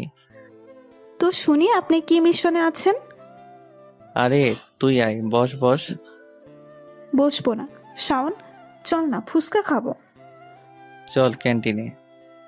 ক্যান্টিনে না, বাইরে রাস্তায় দাঁড়িয়ে খাওয়ার মজাই আলাদা। আচ্ছা চল। কি আর করার, রিক্তাকে নিয়ে কলেজের সামনে মরে গেলাম ফুচকা খেতে। হঠাৎ সামনে যেয়ে দেখি ইভা রিক্সা করে কলেজের দিকে আসতেছে। ইভাকে দেখে আমি, হ্যাঁ করো তো বাবু। কিরে, হঠাৎ রাস্তার মধ্যে তোর এত প্রেম আসলো কোথা থেকে? পিছনে তাকিয়ে দেখো। রিক্তা পিছনে তাকিয়ে দেখে ইভা। তাই তো বলি, এত প্রেম আসলো কই থেকে? ইভাকে দেখে রিক্তা আমাকে আর আমি রিক্তাকে ফুচকা খাইয়ে দিতে লাগলাম। আমাদের প্রেম দেখে ইভা রিক্সা হতে নেমে আমার হাত থেকে ফুচকার প্লেটটা নিয়ে একটা আছাড় মারলো। কি হচ্ছে এসব? এটা রাস্তা, সো আস্তে কথা বলো। তোকে না বললাম এই ডাইনির সাথে না যেতে? তাহলে তুই তার সাথে কি করছিস? দেখিস না দুইজন প্রেম করছি, তুই তো এসে দিলি সব শেষ করে। তুই আজ বাসায় আয়, তোর মজা দেখাবো। এতদিন তোকে কিচ্ছু বলি নাই, তাই লাই পেয়ে গেছিস। বলেই ইভা রাগে ফুঁসতে ফুঁসতে রিক্সায় উঠে বাসার দিকে চলে গেল। এই, তুই ইভাকে এত রাগালি কেন? এমনিতেই, এখন না আমার ইভাকে রাগাতে ভালো লাগে। হা হা হা হা। আচ্ছা, তুই ইভাকে সত্যিটা কবে বলবি? ইভার জন্মদিন সামনে মাসের 8 তারিখ। ভাবছি ইভাকে সেই দিব, সারপ্রাইজ দিব, সবটা বলে নতুন করে আবার প্রপোজ করব। তার মানে আরো 1 মাস ইভাকে কষ্ট দিবি? জি মহারানী, আমিও কম কষ্ট পাইনি। এখন চলো, ক্লাস করতে হবে। ফুচকার বিল দিয়ে আমি আর রিক্তা বাইকে করে কলেজে চলে আসি। বাইকটা রেখে আমি আর রিক্তা ক্লাসে চলে যাই। কলেজ ছুটির পর আমি রিক্তাকে তার বাসায় নামিয়ে দিয়ে আমি বাসায় চলে আসি। বাসায় কলিং বেল দিতেই মা এসে দরজা খুলেই আমার কানটা ধরে বলতে লাগলো, ইভাকে তুই নাকি মেরেছিস আর তাকে নাকি রাস্তায় নামিয়ে দিয়েছিস। ইভা যে এতদিন রিক্সা করে কলেজে যায় মা জানে না। মা আমি তো কিছু করিনি। তাহলে মেয়েটি কলেজে না গিয়ে রুমে এসে কান্নাকাটি করছে কেন? কখন থেকে ডাকছি, দরজা খুলছে না। তুই যা, তোর আমার বাড়িতে জায়গা নেই। তুমি না আমার লক্ষ্মী মা, আমার সোনা মা, এরকম করছো কেন? তোমার এই দুধের বাচ্চাটা কই যাবে বলো? জায়গা নেই বলছি, মানে জায়গা নেই, ব্যাস। বলেই মুখের উপর দরজাটা লাগিয়ে দিল। যা শালা, এখন আমি কি করি? যাই বন্ধুদের সাথে আড্ডা দেই। রাতে বাবা বাসায় আসলে তখন বাসায় আসবো। বন্ধুদের সাথে আড্ডা দিয়ে রাতে 10টায় আবার বাসায় আসি। কলিং বেল দিতেই মা দরজা খুলে দেয়। আমাকে দেখেই মা জড়িয়ে ধরে। আমি হতবাক হয়ে যাই। তোকে একটু বকা দিয়েছি বলে কি আমাদের ছেড়ে চলে যাবি? মা তুমি কাঁদতেছো কেন? আমি তো কোথাও যাইনি। তুই বল, কোনো দিন এরকম করবি না। ঠিক আছে, আর এরকম করব না। সেই সকাল থেকে না খাওয়া চেহারার কি করেছিস দেখ। তোর জন্য ইভাও কিছু খায়নি। যা, ইভাকে নিয়ে খেতে আয়। আমি রুমে গিয়ে দেখি ইভা শুয়ে শুয়ে কান্না করছে। ইভার কান্না দেখে আমার ভিতরটা পুড়ে যাচ্ছে। না, আর মেয়েটাকে কষ্ট দেব না। তাকে কষ্ট দিয়ে তো আমি সুখে নাই, আমিও তো তার দ্বিগুণ কষ্ট পাচ্ছি। কি হয়েছে, এভাবে কান্না করছিস কেন? সেটা তোমাকে জানতে হবে না। আচ্ছা চল, সকাল থেকে নাকি কিছুই খাওনি? না আমি খাবো না, তুমি খেয়ে নাও। আচ্ছা ঠিক আছে, খিদা লাগলে এমনিতেই খাবে। আমি নিচে গিয়ে দেখি মা খাবার রেডি করে বসে আছে। কি রে, ইভা কই? তোমার বৌমা নাকি খাবে না? আচ্ছা, তুই খেয়ে ইভার জন্য খাবার নিয়ে রুমে যাস। আচ্ছা, তুমি ইভার জন্য খাবার বেড়ে দাও। রাক্ষসটা একবার না করতেই চলে গেল। আমি যে তার সাথে রাগ করে খাইনি, আমাকে একবার জোর করলো না। খিদায় পেটে ইঁদুর দৌড়াচ্ছে। এখন কি করি? না খেয়ে থাকতে হবে সারা রাত। কেন যে সে সময় না করতে গেলাম? এই কি সাউন্ড প্লেট হাতে রুমে আসতেছে, সে কি আমাকে দেখিয়ে দেখিয়ে খাবে নাকি? এই নাও, আমি জানি তোমার খিদে পেয়েছে, খেয়ে নাও। না, আমি খাবো না। ভালো করে বলছি তো, তাই কানে যায় না। খেতে পারি, একটা শর্ত। কি শর্ত শুনি? তে আমাকে খাইয়ে দিতে হবে। শাওন কিছু একটা ভেবে ইভার মুখের সামনে খাবার তুলে দিল। হাঁ করো। ইভা হা করলে শাওন ইভাকে খাইয়ে দিতে লাগলো। এবার খুব ভালো লাগছিল। এই কয়েকদিনে শাওনকে খুব ভালোবেসে ফেলেছে। শাওনের প্রতিটি স্পর্শ এখন ইভার ভাল লাগে। কেন যে আগের শাওনকে অবহেলা করলো। ইভাকে খাইয়ে দিয়ে ইভার মুখটা মুছে দিয়ে প্লেটটা টেবিলে রেখে দিলাম। মনে মনে ভাবছি, মেয়েটা সত্যি আমাকে খুব ভালোবাসে। শাওন, তুমি কি সত্যি আমাকে ডিভোর্স দিয়ে দিবে? কেন, তুমি ডিভোর্স চাও না? না, আমি ডিভোর্স চাই না। সেদিন আমি এমনিতেই রাগে ডিভোর্সের কথা বলেছিলাম। এ ব্যাপারে আমরা পরে কথা বলি। বলে আমি সোফায় শুয়ে পড়লাম। সকালবেলা ইভার ডাকে ঘুম ভাঙল। ফ্রেশ হয়ে নাস্তা করলাম। কলেজে যাওয়ার জন্য রেডি হচ্ছি। এমন সময়, চলো না, আজ আমরা ঘুরতে যাই। অনেক দিন হলো তোমার সাথে ঘুরতে যাই না। না, আজকে রিক্তাকে নিয়ে মুভি দেখতে যাব। আজকে সময় নেই। আমি এমনিতেই বানিয়ে বললাম। রিক্তার কথা বলাতে ইভার মনটা খারাপ হয়ে গেল। শুধু রিক্তা রিক্তা রিক্তা, কি আছে এই মেয়ের মধ্যে যা আমার মধ্যে নেই? রিক্তাকে আমার থেকেও বেশি সুন্দরী। রিক্তার মধ্যে কি আছে শুনতে চাও? রিক্তা তোমার মতো অহংকারী না। রিক্তার ভালো একটা মন আছে, যা তোমার মধ্যে নেই। তাছাড়া রিক্তা আমাকে খুব ভালোবাসে। কি পেয়েছি তোমাকে ভালোবেসে বলতে পারবে? চড় থাপ্পড় ছাড়া। সেই ছোটকাল থেকে তোমাকে ভালোবেসেছি, বিনিময়ে কি পেয়েছি? শুধুই অবহেলা। এখন আমাকে একটু শান্তিতে থাকতে দাও। ইভার দিকে চেয়ে দেখি শুধুই চোখের জল ফেলছে, আর কিছুই বলছে না। শোন, আমার সামনে এসব ন্যাকা কান্না করবে না। এসব আমার একদম পছন্দ না। এদিকে ইভা ভাবছে, আগে শাওন তাকে কত ভালোবাসতো, তার জন্য কত কি করতো। তার মন খারাপ দেখলে সহ্যই করতে পারতো না, তাকে হাসানোর কত চেষ্টা করতো। সেই শাওন এখন বলছে তার কান্না নাকি নেকি কান্না। এসব ভেবে ইভা হাউ মাউ করে কেঁদে উঠল। আমি তাড়াতাড়ি করে ইভার মুখটা চেপে ধরি। মা শুনতে পারলে আজ আমার খবর আছে। কালকে কোনো রকম বেঁচে গেছি। ইভা প্লিজ কান্না থামাও। মা শুনতে পারলে আমাকে মেরে ফেলবে। ইভা কান্না থামালো, কিন্তু মাঝে মধ্যে ফুপাচ্ছে আর চোখের জল ফেলছে। যতই হোক, ইভাকে ভালোবাসি তো। তাই ইভার সামনে বসে ইভার চোখের জল মুছে দিয়ে বললাম, সরি। আচ্ছা চলো, আজ আমিও তোমার সাথে রিক্সা করে কলেজে যাব। ইভা কান্নামাখা কণ্ঠে বলল, না, তুমি যাও, আমি কলেজে যাব না। আমি আর কিছু না বলে কলেজে চলে গেলাম। আমি জানি ইভা এখন দরজা লাগিয়ে শুয়ে শুয়ে কান্না করবে। করুক, তাতে আমার কি? আমিও তো ইভার জন্য কম কান্না করিনি। কলেজে এসে কিছুই ভালো লাগছে না। না, আজ ইভার সাথে একটু বেশি করে ফেলেছি। কিরে, কখন থেকে দেখছি মন খারাপ করে বসে আছিস? কিছু কি হয়েছে? তেমন কিছু না, এমনি মন খারাপ। আমরা কি তোর আপন কেউ? আমাদেরকে বলবি? এখন তো তোর রিক্তাই আপন। তুইও শুরু করলি? আচ্ছা শোন। তারপর সবটা বললাম ওদের। ইভা তো এখন তোকে ভালোবাসে, তাহলে তাকে বলে দিচ্ছিস না কেন? ভাবছি ইভার জন্মদিনের ইভাকে সারপ্রাইজ দিব। তুই যা ভালো মনে করিস। আচ্ছা এখন চল ক্লাসে যাই। তারপর সবাই ক্লাসে চলে গেলাম। কলেজ ছুটির পর বাসায় এসে কলিং বেল দিতেই মা দরজা খুলে দেয়। রুমে এসে দেখি ইভা রুমে নেই। হয়তো বেলকনিতে হবে। আমি ফ্রেশ হয়ে বেলকনিতে গেলাম। সেখানেও ইভা নেই। ছাদে গেলাম, ছাদেও ইভা নেই। তাই তাড়াতাড়ি করে মার কাছে গেলাম। মা, ইভা কই? ইভাদের বাড়ি গেছে। আমি রুমে গিয়ে দেখি মায়ের জন্য নাকি কান্না করছে, তাই বললাম কয়েকদিন মায়ের কাছে থেকে আসতে। ও আচ্ছা। তুইও যা, তুইও তো বিয়ের পর শ্বশুরবাড়ি যাসনি। আচ্ছা ঠিক আছে। আমি রুমে গিয়ে ফ্রেশ হয়ে কিছুক্ষণ রেস্ট নিয়ে বিকালের দিকে শ্বশুরবাড়ি গেলাম।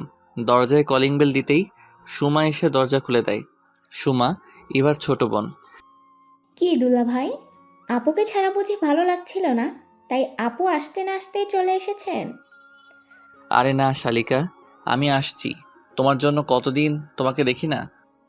হয়েছে, আর পাম দিতে হবে না আমাকে। কে এলো রে সোমা? মা, দুলা ভাই এসেছে।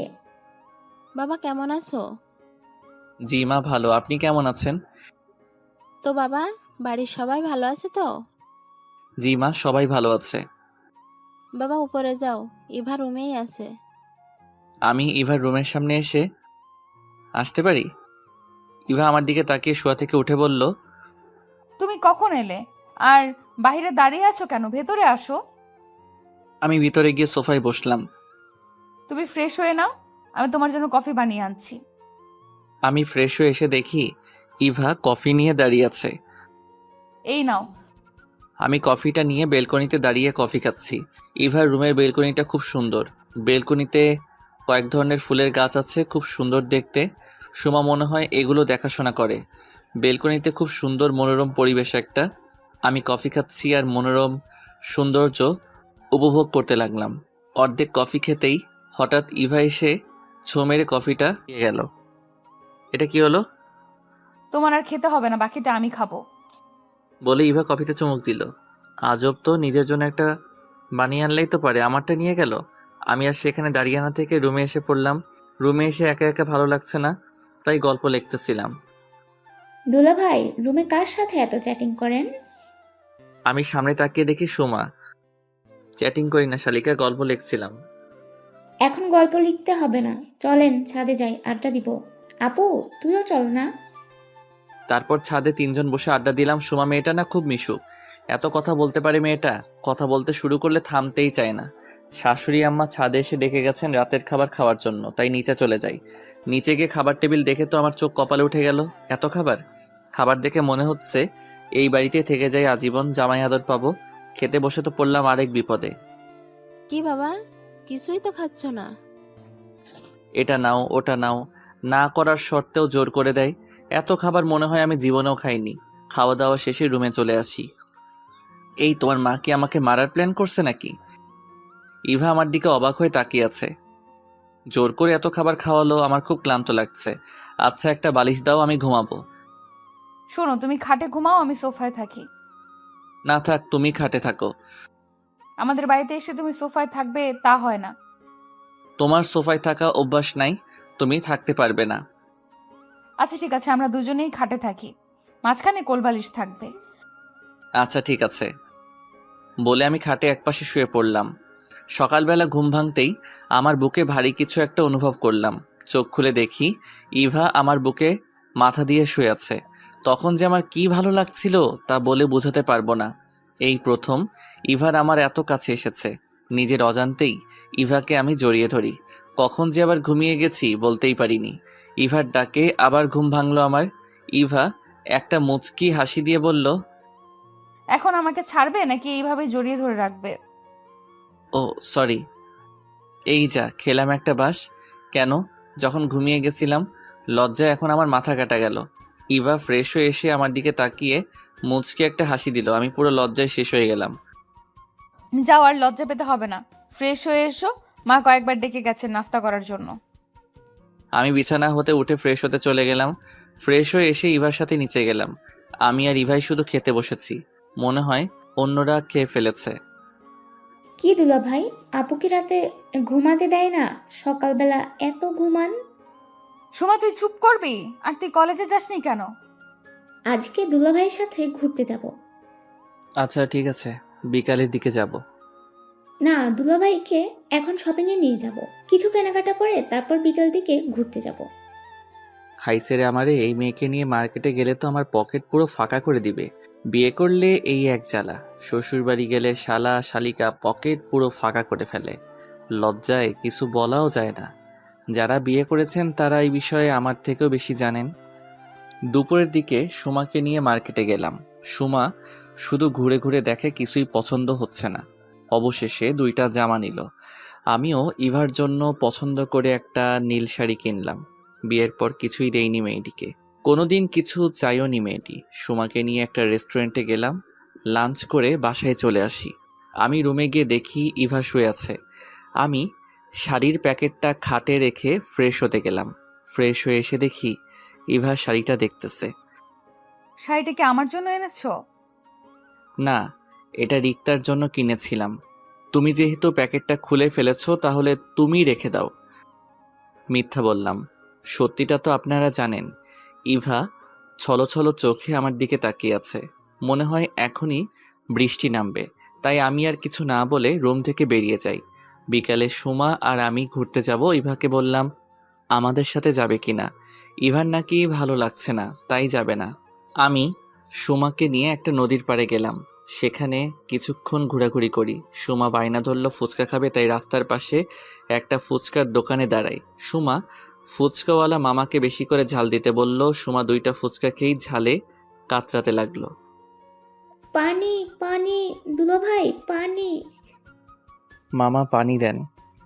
মামা পানি তো শেষ। কি বলেন, ফুচকা বেচেন আর পানি রাখেন না? বলে আমি দোকানের দিকে হাঁটা দিলাম পানি আনতে। আমি পানি নিয়ে এসে দেখি সুমা নাই। মামা, সুমা কই গেছে বলতে পারবেন? আপাকে কয়েকটা ছেলে জোর করে এদিকে টেনে নিয়ে গেছে। আমি আর সেখানে দেরি না করে দৌড়ে সেদিকে গিয়ে দেখি সুমাকে একটি ছেলে টেনে হিসড়ে নিয়ে যাচ্ছে, সাথে আর 3টা ছেলে। আমি দৌড়ে গিয়ে সুমার হাত ধরে টেনে নিয়ে যাচ্ছিল যে ছেলেটা, তাকে পিছন থেকে কষে একটা লাথি মারি। সাথে সাথে ছেলেটি ছিটকে সামনে পড়ে যায়। সুমা দৌড়ে এসে আমার পাশে দাঁড়ালো। কে রে শালা তুই? তোর বাপ। বলেই কোমর থেকে বেল্টটা খুলে দেয়। উদম কেলানি। আমার মায়ের দেখে বাকি 3টা দেয় ভূ দৌড়। মারতে মারতে আধা মরা করে। যা, তোকে আর ছেড়ে দিলাম। নেক্সট টাইম আমার বোনের দিকে চোখ তুলে তাকালে তোর চোখ আমি তুলে নেব। তোকে আমি দেখে নিব। আগে তো তুই সোজা হয়ে দাঁড়া, তারপর তো দেখবে। ছেলেটি চলে গেছে। আমি সুমার দিকে তাকিয়ে বললাম, ছেলেটি কে ছিল আর তোমাকে এভাবে টেনে নিয়ে যাচ্ছিল কেন? আসলে দুলাভাই ও রকি আমাদের কলেজেই পড়ে। আমাকে প্রতিদিন ডিস্টার্ব করে, আরও আজে বাজে কথা বলে। তার জন্য এখন আমি কলেজেই যেতে পারি না। তুমি আমাকে বা বাসায় আগে বলনি কেন? ভয়েও খুব খারাপ ছেলে, পরে যদি আমাদের পরিবারের কোনো ক্ষতি করে। আচ্ছা, এখন বাসায় চলো, সেটা পরে দেখা যাবে। আর শোনো, এসব বাসায় বলার দরকার নেই, অযথা টেনশন করবে সবাই। আমিও এটাই ভাবছিলাম। আচ্ছা হয়েছে, এখন চলো। তারপর সুমাকে নিয়ে বাসায় চলে আসি। রাতে বাইজিৎকে কল করে রকির ব্যাপারে সব জানতে বলি। আজ রাতেও একই খাটে থাকি।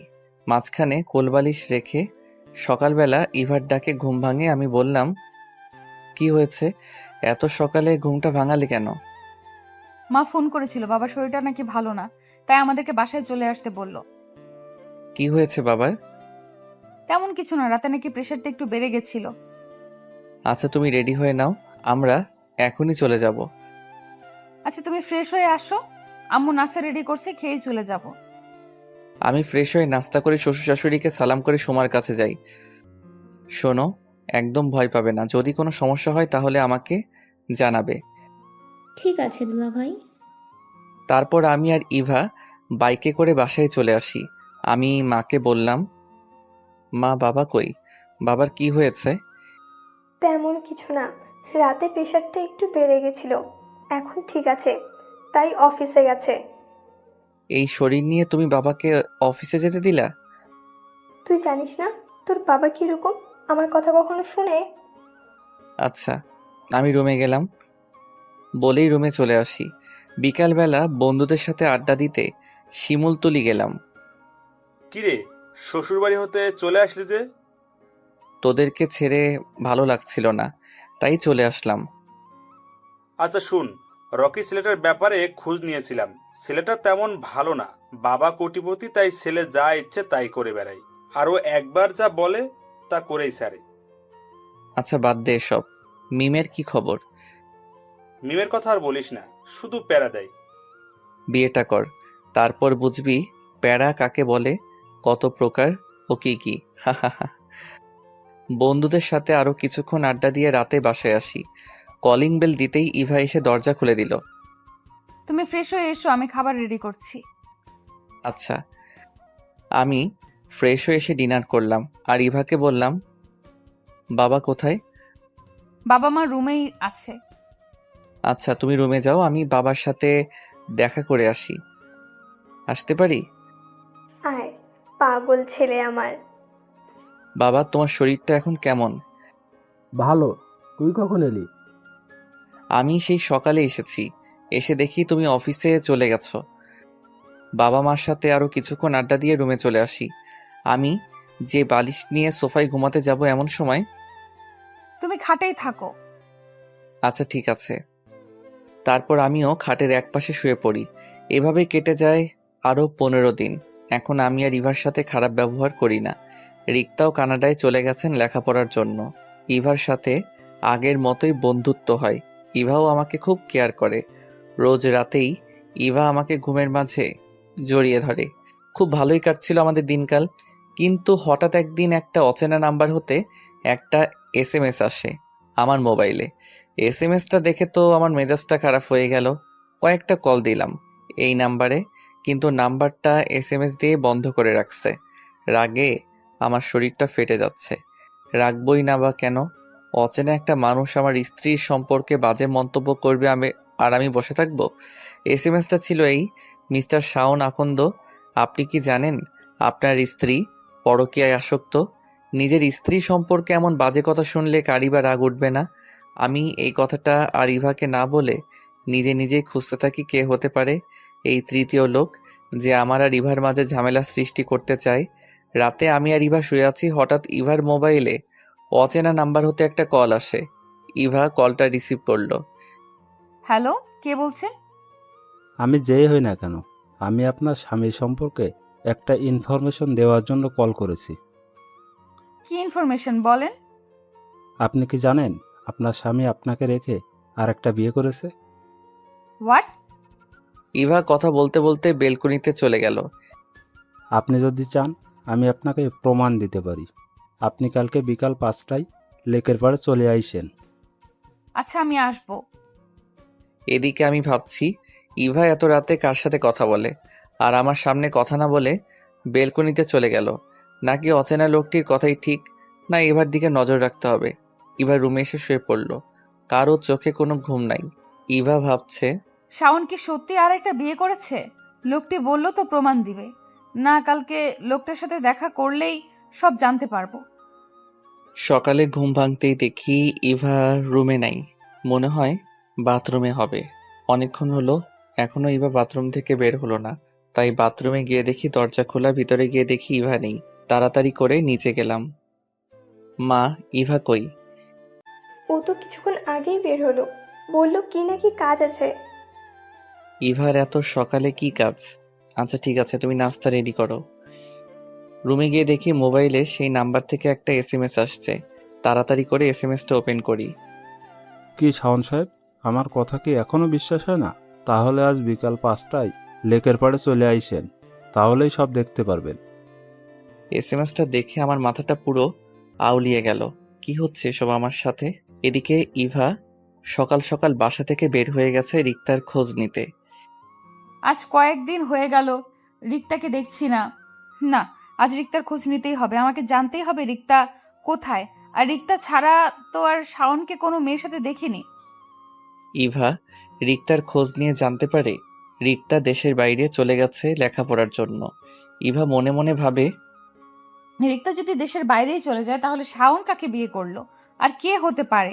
না, লোকটির সাথে বিকেলে দেখা করতেই হবে। যেই হোক, বিকেলে লোকটির সাথে দেখা করলেই তো জানতে পারবো। ইভা বিকেল 5টায় লেকের পাড়ে অচেনা লোকটার সাথে দেখা করতে যায়। অচেনা লোকটি ইভার হাতে কয়েকটি কাগজ দেয়। শাওন কি করে পারলো এটা করতে? আমার কথা একবারও মনে হলো না। ছেলেদের মন কখন কি চায় কে জানে। এখন প্রমাণ হলো তো, আমি এখন আসি। অচেনা লোকটি চলে গেল। ইভা দাঁড়ানো থেকে দপাস করে বসে পড়ল। আর এসব কিছু শাওন আড়ালে দেখে আসছে। কি হলো ইভার? আর ইভার হাতে কিসের কাগজ? আর এই লোকটি বা কে? যাই হোক, আগে এই অচেনা লোকটিকে ধরতে হবে, তাহলেই সব জানতে পারবো। আমি বাইজিৎ আর তানিমকে ফোন করে আসতে বলি, আর আমি লোকটি পিছু নেই। কিছুক্ষণ পর বন্ধুরা আসলে সুযোগ বুঝে অচেনা লোকটিকে ধরে ফেলি। 3 বন্ধু মিলে অচেনা লোকটিকে ইচ্ছে মতো কেলানি দেওয়ার পরে লোকটি মুখ খুলল। আমি রকির লোক, রকি আমাকে পাঠিয়েছে। ইভাকে কিসের কাগজ দিয়েছিস বল? আপনার আর রিক্তার জাল কাবিননামা আর কিছু ছবি। আমি বাইজিতের দিকে তাকিয়ে বললাম, অনেক রাত হয়েছে, তোদের যা ইচ্ছা কর, তারপর পুলিশে দিয়ে দিস। আচ্ছা, আমরা সব ব্যবস্থা করছি, তুই যা। আমি রাত 10টায় বাসায় ফিরি। দরজায় কলিং বেল দিতেই মা এসে দরজা খুলে দেয়। আমি যেই ঘরে ঢুকবো ঠাস ঠাস করে 2টা থাপ্পড় বসিয়ে দেয় মা।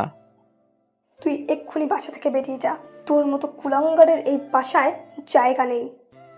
মা আমি কি করেছি বলবে তো? কি করেছি মানে? তুই জানিস না তুই কি করেছিস? মা আমি সত্যিই জানি না। তুই ইভাকে রেখে আরেকটি বিয়ে করিসনি? তোর জন্য আজকে আমার মেয়েটি কাঁদতে কাঁদতে বাসা থেকে বের হয়ে চলে গেছে। মা আমি সত্যি বিয়ে করিনি, এটা আমাকে ফাঁসানো হচ্ছে। আমাকে আর মিথ্যে বলতে হবে না, আমি নিজ চোখে দেখেছি। তুই এক্ষুনি বাসা থেকে বেরিয়ে যা। মাকে আর বুঝিয়ে লাভ নেই। আমি জানি মা আমার কথা কখনো বিশ্বাস করবে না, তাই বাইকটি নিয়ে বেরিয়ে পড়ি। গন্তব্য ইভাদের বাসা। প্রায় 11টায় ইভাদের বাসায় যাই। দরজার কলিং বেল দিতেই শাশুড়ি আম্মা দরজা খুলে দেয়। শাওন, তুমি ভিতরে আসো। মা ইভা কই? রুমে আছে, যাও তুমি। যাক, এই বাড়িতে মনে হয় জানে না, তাই জামাই আদর করতেছে। আমি ইভার রুমে গিয়ে দেখি ইভা রুমে নাই। কিছুক্ষণ পর ইভা ওয়াশরুম থেকে বের হয়ে আমাকে দেখে বলল, তুমি কেন এসেছো? এখনই আমার রুম থেকে বেরিয়ে যাও। আমার বউটা দেখি আমার সাথে রাগ করছে। ছুবে না তুমি আমাকে। বলেই এক ধাক্কা দিয়ে আমার থেকে নিজেকে ছাড়িয়ে নিল। কি ভুল করেছি আমি বলবে তো আমাকে? আমার সাথে কেন আইসিস? রিক্তার কাছে যা না। ও নাকি রিক্তা এখন নেই বলে আমার কাছে আইসিস দেহের স্বাদ মেটাতে। ইভা কথাটি বলার সাথে সাথে ঠাস করে একটা থাপ্পড় বসিয়ে দেই আমি, আর বললাম, এই তোমার ভালোবাসা? তোমার ভালোবাসার প্রতি কোনো বিশ্বাস নেই? কোনো অচেনা লোকের কথাই নিজের স্বামীকে ভুল বুঝলে? কথাটা বলেই মোবাইলটা বের করে রকির লোকের জবানবন্দিতে কে ইভাকে দেখাই।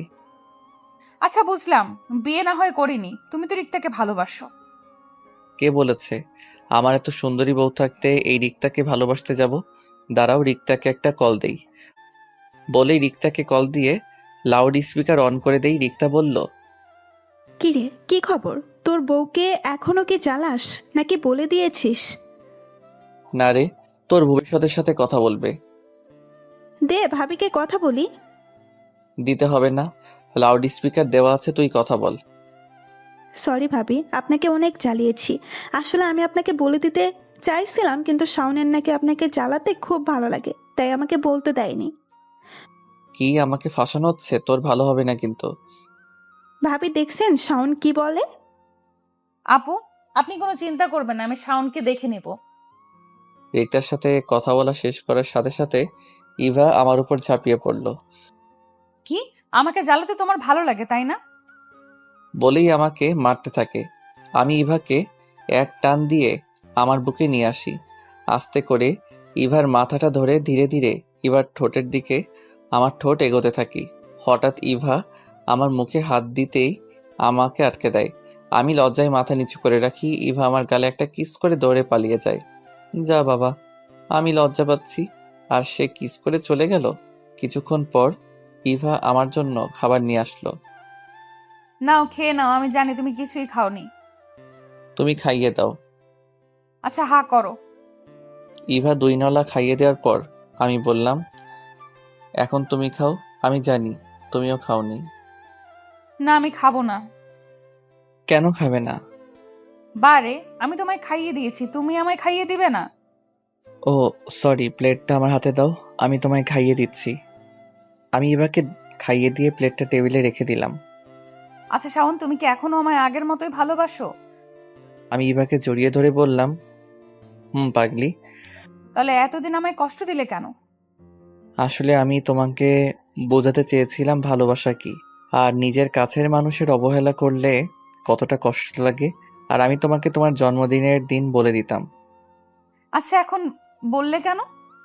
এখন না বললে তো আমার বউটা আমাকে ভুল বুঝতো। আচ্ছা শাওন, এই লোকটাকে আর তোমার সাথে এর কিসের শত্রুতা?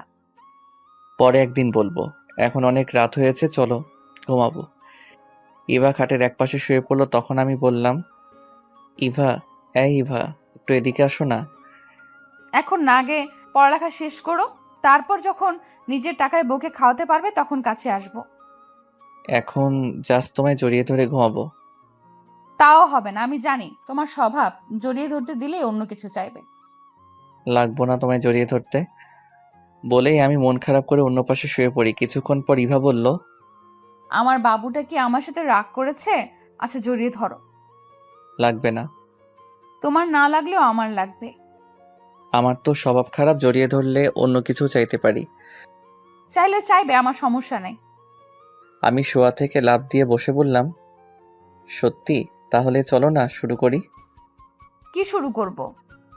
যে কাজটা বাসর ঘরে করা হয়নি। যা, আমার লজ্জা লাগে। লজ্জা কিসের? আমি ওই তো। বলেই ইভার উপর ঝাঁপিয়ে পড়ি। ইভার গলায় হালকা একটা কামড় দিতেই ইভার পুরো শরীর লাল হয়ে যায়। প্রথমে গলায় কিস করি, তারপর গালে, আস্তে আস্তে ইভার ঠোঁটে আসি। পুরো 15 মিনিট ইভার ঠোঁট দুটি আমার দখলে ছিল। এভাবে কেউ কিস করে? আর কিছুক্ষণ হলে তো দম বন্ধ হয়ে মারাই যেতাম। কি করবো বলো? এত বছরের জমানো ভালোবাসা একেবারে পুষিয়ে নিলাম। তাই বলে এতক্ষণ? আমি তো আর পালিয়ে যাচ্ছি না। আচ্ছা চলো আবার শুরু করি। আমার না খুব ভালো লেগেছে। এখন ইভার শাওন হারিয়ে গেছে এক অজানা সুখে। এতদিন পর তাদের ভালোবাসা পূর্ণতা পেল।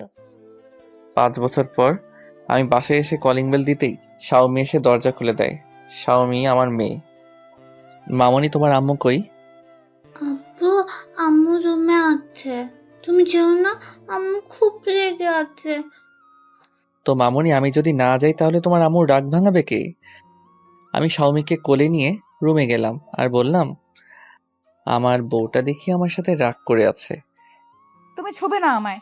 তুমি এখন আমাকে আর ভালোবাসো না। তুমি তোমার মেয়েকে পেয়ে আমাকে ভুলে গেছো। কে বলেছে তোমাকে ভালোবাসি না? এসো একটু আদর করে দেই।